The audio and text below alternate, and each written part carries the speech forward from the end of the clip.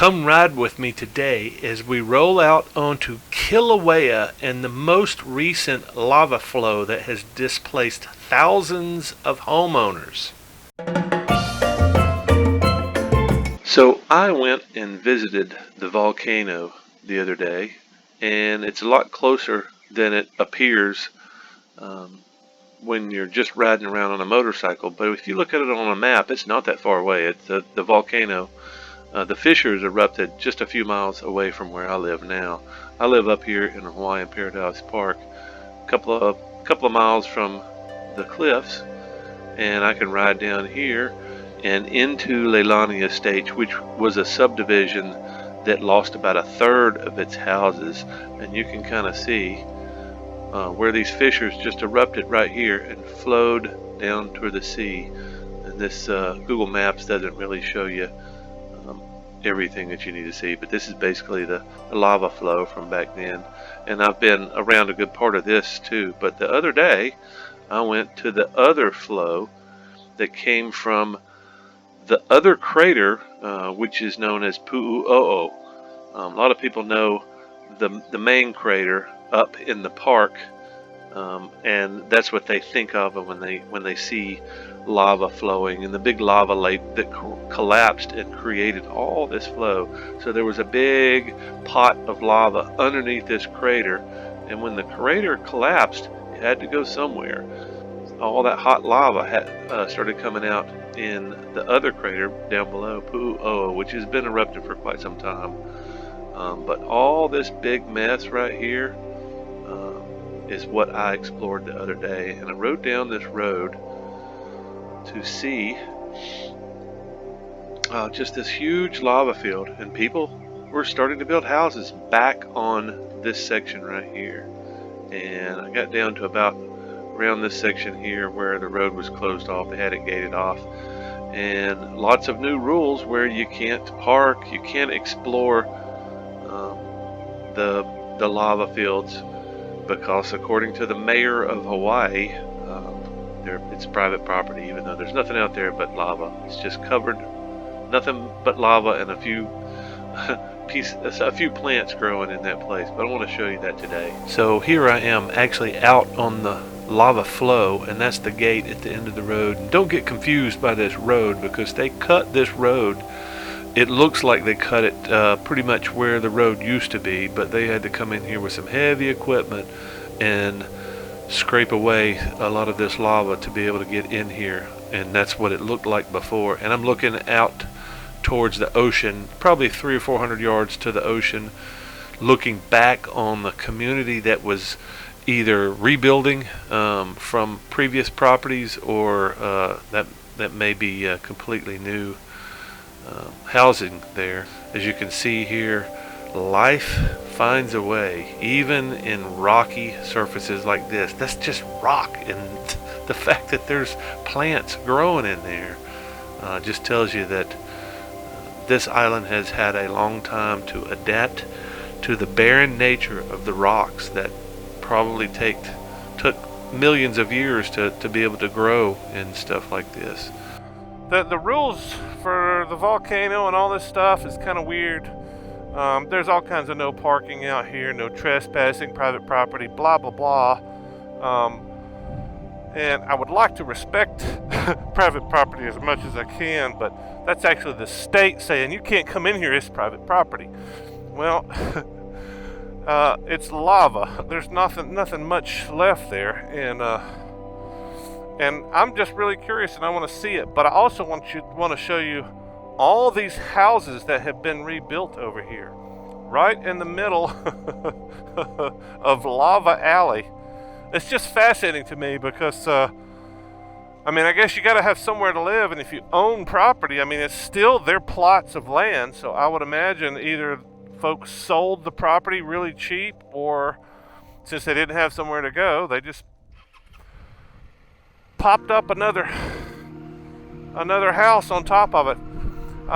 There's a couple of interesting houses over here that almost look like they've been here the whole time. But it's kind of hard to believe. With this much lava over here, I doubt that any of this has been. Well, there's some grass over. Well, So it's been 2 years since the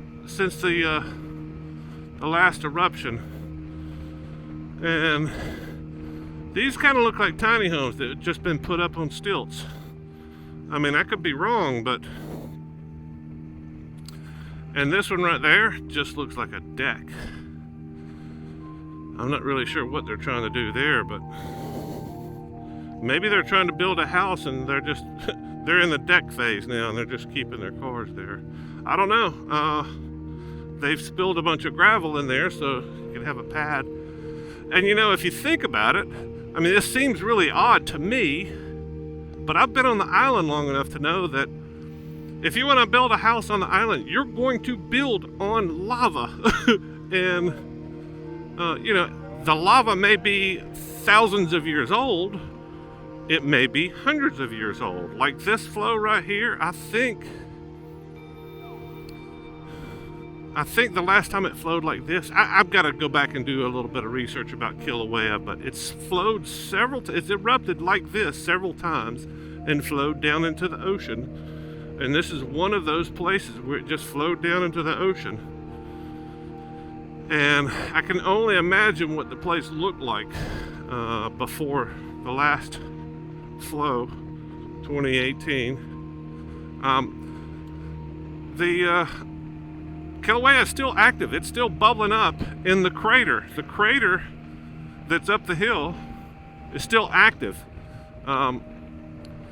All the lava that was in the crater before the eruption, while it was up there, all that lava just fell out of that crater, and it burst out of seams over here known as fissures, and there were several fissures over here, and it just kind of poured out the side of the mountain over here, and that's why you see what you see here.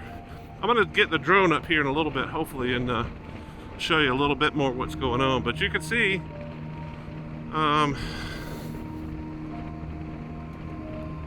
all that is what's left. The trees and stuff, you can't grow trees like that in 2 years. And these are just little islands, apparently, that the lava went around.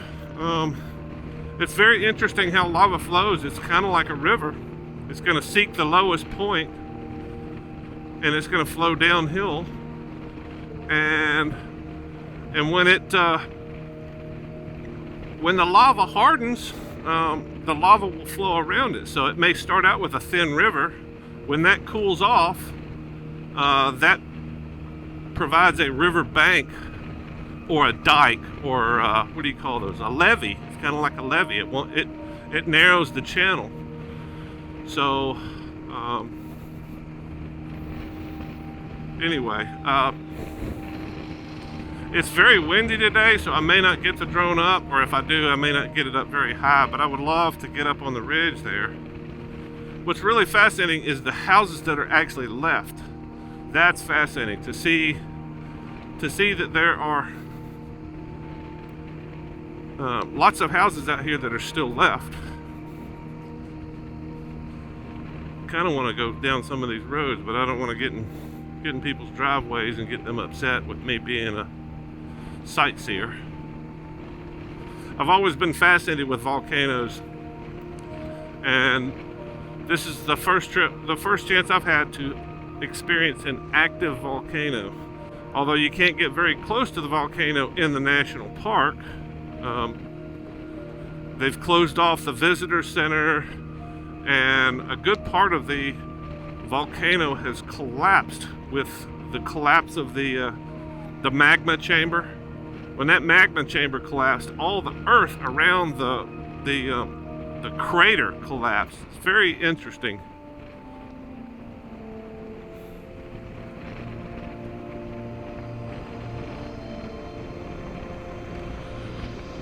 And here's where it starts getting hard to tell whether these people, these houses survived the volcano, or if these are new construction. Because you can put a house like that up in a few weeks if you needed to. And I'm guessing that's all new construction. Wonder where that road goes. I would love to go up there and see what's up there.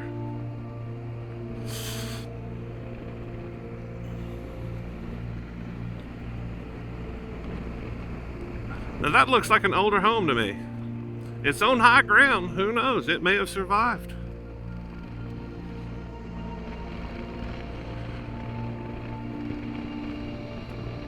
It's hard to tell. Hard to tell. Private. It's private. Yeah, I'm going to see if I can get a better look here. See if Kilauea Gardens.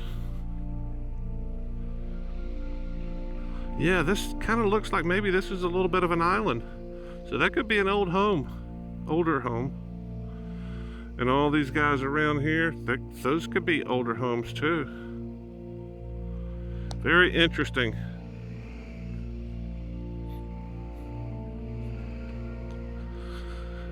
Road closed. Road closed for shutterbugs.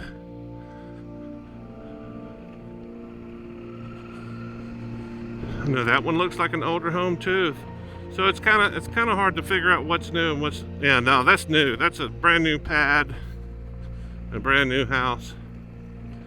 That one's kind of hard to tell because that could have gone up in a few weeks. Up on stilts.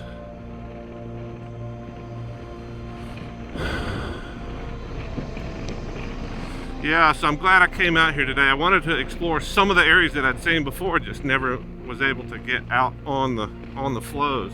Wanted to get out on the fresh lava. And there's lots of fresh lava out here. I would really like to do more exploration of Kilauea and the other volcanoes. Maybe throw in some geology and some history and maybe some interesting photographs and video like this.